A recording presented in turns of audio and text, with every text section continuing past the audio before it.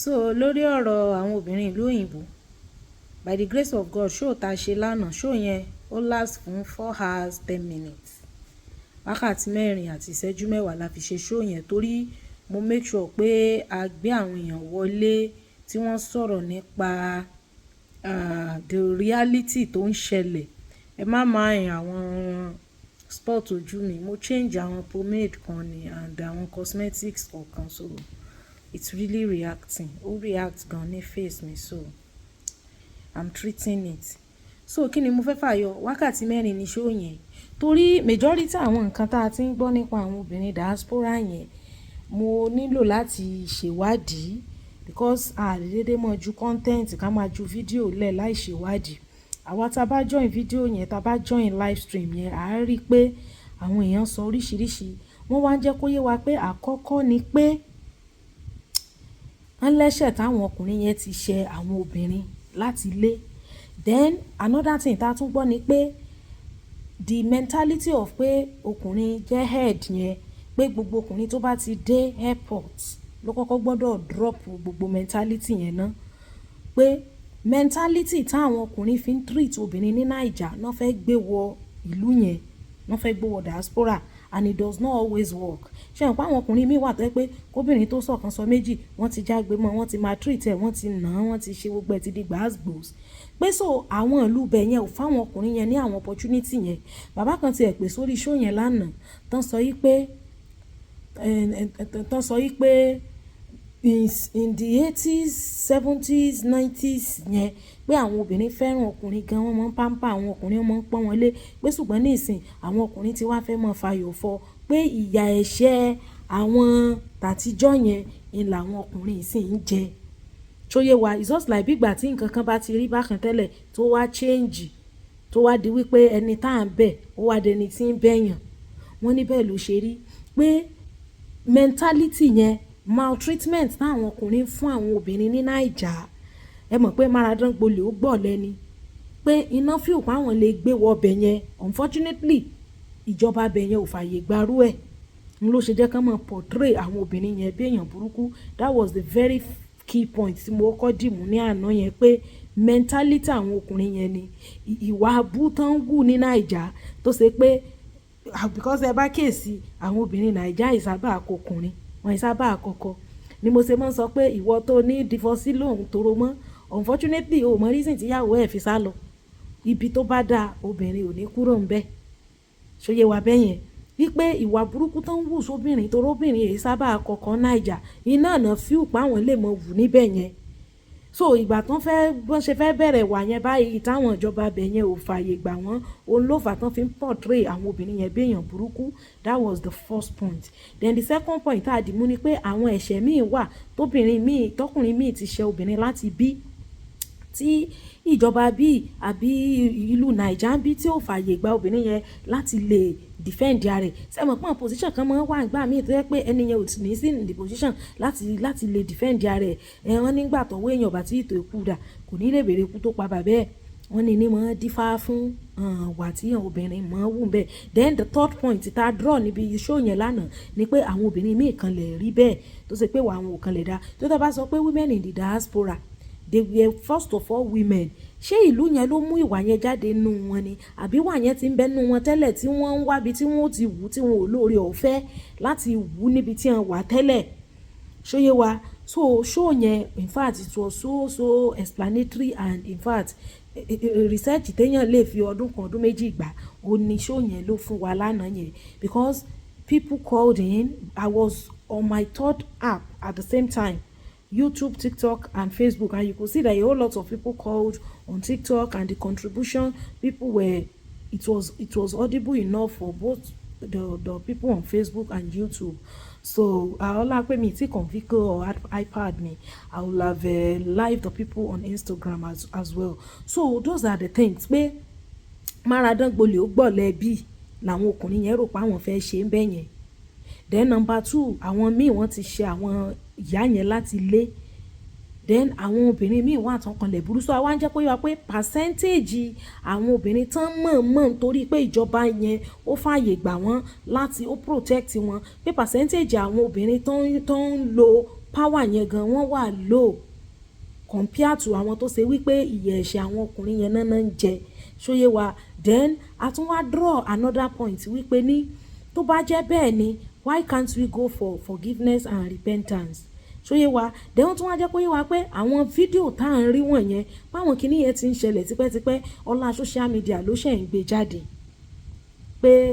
violence àwọn tó máa ń wà brutal àwọn obìnrin tó máa ń wà burúkú àwọn ọkùnrin táwọn náà kì í ṣe dáadáa pé that thing has been from the ages past bébè ọlá pé kò sí social media láwọn ayé ìgbà kan yẹn òun ló fà. Then wọ́n tún wá jẹ́ kó yé wa pé majority àwọn videos àwọn obìnrin táwọn rí tán máa treat àwọn ọkùnrin yẹn wípé the reverse nígbà míì náà máa ń ṣẹlẹ̀ tó ẹ́ pọ́kùnrin máa treat obìnrin bẹ́ẹ̀ ọlá páwọn ọkùnrin ò kí ń táwọn obìnrin ọkùnrin náà máa treat obìnrin tó jẹ́ pé wọ́n kàn lè má set camera fún wa láti rí ṣóyé wa bẹ̀ṣẹ̀ mọ̀ pé èmi máa ń feel pé bóyá majority àwọn fídíò yẹn pé bóyá mirage ni maybe it's a mirage or a staged video though èmi báyìí tí n bá rí skit màá mọ̀ pé skit ni when I see skit I go know say this one na skit na ń yà kò real but when it's real I will know ṣe mọ̀ pé all the social media things no be today me I don dey here so but àwọn míì wà tẹ́ pé kì í ṣe skit irú ètò ń gbọ́kọ̀ ẹ̀ létí pam tó mọ̀ ní kó shut up yẹn that video is real is not skit. So wọ́n á ní gbogbo àwọn tó ń pọlọ́pàá fún àwọn ọkọ wọn táwọn ìjọba ní kán mọ́ pọlọ́pàá wá mọ́ yẹn wọ́n ní kì í ṣe pé àwọn obìnrin yẹn ló láṣejù lọ́wọ́ pé àwọn ọkùnrin náà fẹ́ gbé ìwà èmi lórí èmi nígbà èmi làwo nàìjà wá bẹ́ẹ̀ yẹn. Then wọ́n tún wá sọ another point tó ní pé àwọn láwọn bills pé the way tó ń ṣe ń ṣiṣẹ́ ń bẹ̀ pé both the ọkùnrin àti obìnrin náà ń san bills pé so o lè expect pé ẹni tẹjọ́ ń san bills tó náà ń ṣiṣẹ́ for long hours kó jẹ́ pé òun ló tún wá dúró dè tí ó wá ń jẹ tí ó wá ṣeṣẹ́ nígbà tóun náà bá ti wà tired. And the truth is Nigeria is the best place to live tí ó bá ń ṣe pé gbogbo country gbogbo bá àwọn ìjọba wa ṣe ń ṣe ṣóyè wa bẹ́ẹ̀ yẹn wàhálà stress tó ń go through bẹ́ẹ̀ yẹn kò dàbí ibi ló ibi náà à ń ṣe wàhálà náà à ń ṣiṣẹ́ náà ká tó dípa rówó bẹ̀ all the same kò ibẹ̀ yẹn stress ibẹ̀ yẹn ṣe pọ̀ ju ti bí ẹ̀dẹ̀mọ̀pá rárá gba nǹkan sí jura wa lọ and women are emotional being àwọn nǹkan míì tó yẹ pọ́kùnrin á sì ká sára obìnrin lè mọ̀ lè ká sára wọ́n ní ló fa gbogbo reaction tá à ń rí bitterness tá à ń rí yẹn pé kì í ṣe pé bóyá àwọn obìnrin yẹn á dìídì ni àwọn ó yá mọ́ lọ ní òtútù ó yá jẹun kẹrù ẹ síta àwọn ó yá mọ́ lọ tí ó wà dàbí pé ṣàmọ̀ pé we should not judge the book by the cover wọ́n ní àwọn nǹkan yẹn wípé there is something that was there that we were not told and we were not there they only tell us stories. Okay, video tari tó mẹ́rù tó jù síta tó mọ́kọ tó tì mọ́ta that was the one we saw. We never knew what led to it, that something must have led to something that will lead to something that will lead to something that eventually led to that final act tari yẹn. So it is individual cases pé so àwa tá a bá ní lẹ́mìí láti mú àwọn ìyàwó wa travel wọ́n ní ká má bẹ̀rù ká má páyà pé because àwọn nǹkan yẹn kì í ṣe bá a ṣe rí yẹn ló ṣe rí bí wọ́n láwọn ìjọba ìlú yẹn àwọn one of the countries in diaspora ní káwọn obìnrin mọ́ àmọ́ fẹjọ́ ọkọ wọn sùn mọ́ pé ó ti wá wọ́pọ̀ fún wọn pé bẹ́ẹ̀ kì í ṣe gbogbo ìgbà ni ó jẹ́ pé obìnrin ló wà at fault pé àwọn ọkùnrin míì wọ́n á torí pé àwọn náà mú obìnrin wá bẹ́ẹ̀ wọ́n á wá so obìnrin yẹn dẹrú pé àlẹ́álíkù èmi náà mo mú ọ wá and we have seen a lot a ti rí àwọn obìnrin ìyàwó àtàǹtí ìyàwó ló mú bọ̀dá yẹn wá sọ́hùn tó dẹ̀ sọ dẹrú débi wípé wọ́n fẹ́ ba yé ẹ̀jẹ̀ kan lẹ̀ ní ọlọ́run ló padà ṣàánú bọ̀dá yẹn so àwọn míì máa ń lo power pé èmi mo mú ọ wá ń tòótọ́ tí wọ́n fi sọ̀rọ̀ àwọn dẹrú so both the gender ni àtọkùnrin àtobìnrin but the only thing tèmi kàn fẹ́ sọ ni pé repentance is of God. Nígbà míì tí èèyàn bá ní lẹ́mìí pé wọ́n ṣàbúrú sí èèyàn lè ronú pìwàdà kò mọ́ ṣàbúrú mọ́ then forgiveness is also part of life. Irú àwọn second category of obìnrin tán ní míì wà tó yẹ pé ọkọ ti ṣẹ̀ wọ́n láti nàìjà kan tó travel yẹn why can't you forgive? Ṣé rí àwọn nǹkan tí Ọlọ́run ní ká máa ṣe is for our own good. Nígbà míì tá a bá ṣe dáadáa sọ́mọlàkejì wa nígbà tá a bá kẹsàn dáadáa yẹn gan yóò tún wá pọ̀ ju bá àpapà ṣe ní èrò lọ ṣé abẹ́ yẹn then àwọn tán ní kì í ṣe pọ́kàn yẹn ṣẹ̀wọ̀n tó ṣe pọ́n ní ọkàn mọ̀ fẹ́ hùwà burúkú ṣé ẹ rí nígbà tá a bá wà ní position kan tẹ́ pé a ní agbára tá a wá lo agbára yẹn ìgbà yẹn la tó máa ń mọ ẹni Ọlọ́run gan ìgbà yẹn la tó máa ń mọ ẹni tó níwà rẹ̀lẹ̀ tó sì lẹ́mìí Ọlọ́run ẹ fún ẹni ń lágbára ẹ fún nípò, ẹ fún lówó, ẹ fún láwọn nǹkan. Because èèyàn tí ò sí ọ tí ò rò tọkàn torí pé ọ wà nílùú kan tó yẹ agbára wà ń bẹ̀ tó bá dọ̀la life is a pendulum. Ẹni tá à ń bẹ̀ lénìí ó lè dẹni tí ń bẹ̀ èèyàn lọ́la. A gbọ́dọ̀ sọ bóyá nítorí pé a wà nílùú kan tó fún wa láyé àwọn free hand láti ṣe tó wù wá ká mọ wá misbehave. Only God knows tomorrow. Ìyẹn fún àwọn third category of àwọn obìnrin tán ní mọ̀ ni wọ́n dẹ̀ láwọn yẹn gan they are minority. Pé majority nǹkan tí ń fà ń gbà mí bills tán fẹ́ san tó ò dàbí ti Naija. Then mentality táwọn ọkùnrin ti gbé wá pé orí ìyẹn is not applicable there in the diaspora. So that's why I said this thing is both gender, is both ways. That's why me I no dey put mouth for one-sided story. Torí tí n bá ti lè ṣe ìwádìí rẹ̀ tàbí kí n stage show káwọn èèyàn ó pè kán sọ pé kí ní dìndín ṣẹlẹ̀ gan, á rí pé tá bá wo show yẹn inú wa máa clear nípa àwọn nǹkan yẹn because mo wò pé ṣé bẹ́ẹ̀ náà ló wá tiẹ̀ ṣe rí kò wá sẹ́ni tó tiẹ̀ wá jẹ́ tó lẹ́mi Ọlọ́run tó born again tó jẹ́ pé ó jẹ́ ẹni tó bẹ̀rù Ọlọ́run ni àbí àtòrí pé bóyá a ní àǹfààní kan táwọn kan ò ní ká mọ̀ wá lo against wọn. Have we forgotten that there is a day after tomorrow? So àwa padà wá rí i pé kò rí bẹ́ẹ̀. So àwa tá a bá ní lẹ́mìí láti mú àwọn obìnrin travel tá a bá ti mọ̀ pé kìí ṣe obìnrin tá a ti ṣẹ́ tó ṣe wípé tọ́wọ́ ẹ̀ bá tèkù dà yóò padà mọ rántí ẹ̀ṣẹ̀ yẹn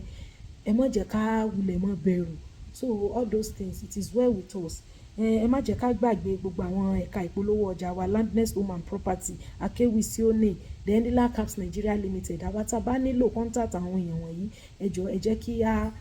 pè wọ́n gbogbo ohun tá a bá fẹ́ ká explain fún wọn. It is well with us. Ọjọ́ tá a bá máa stage live stream I'm going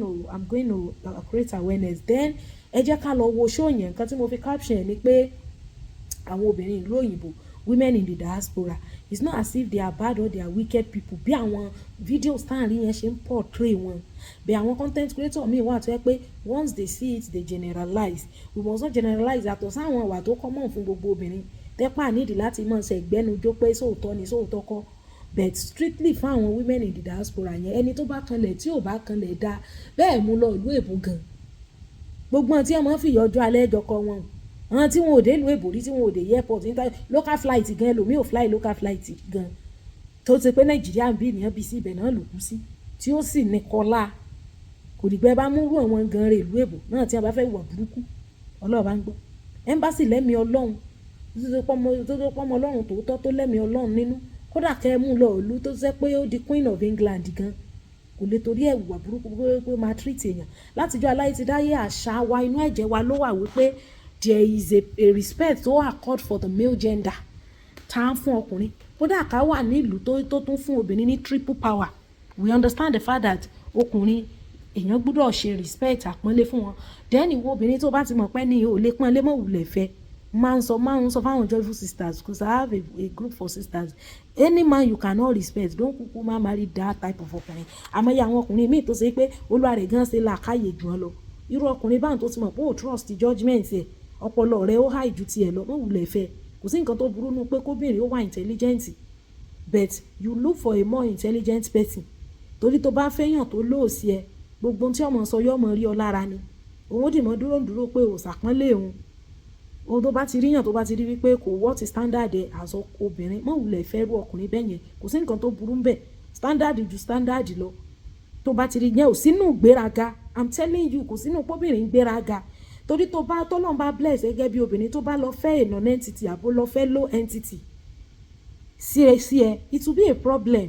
Tó bá dẹ̀ fẹ́ ni tó feel pé wọ́n standard ẹ kódà ẹni yẹn sọ pé you are the most humble person on earth torí gbogbo tó bá ń sọ gbogbo àwọn reasoning ẹ àwọn thinking faculty ẹ ó máa make sense. Bẹ́ẹ̀ ni tó ṣe wípé púrúǹtù ni tí ò lè dánú rò tó lọ fẹ́ yẹn tó wá feel pé ó fẹ́ máa think ahead of him ó kàn máa pè é ní tó jẹ́ ni ó lè ní gbogbo ara ló gbéga. So ẹ jọ̀ọ́ it is well with us ẹ já mọ́ lẹ́mìí ìdáríjì ká mọ́ lẹ́mìí ìfẹ́ síra wa. So it is well with us. All right guys, love you, bye bye.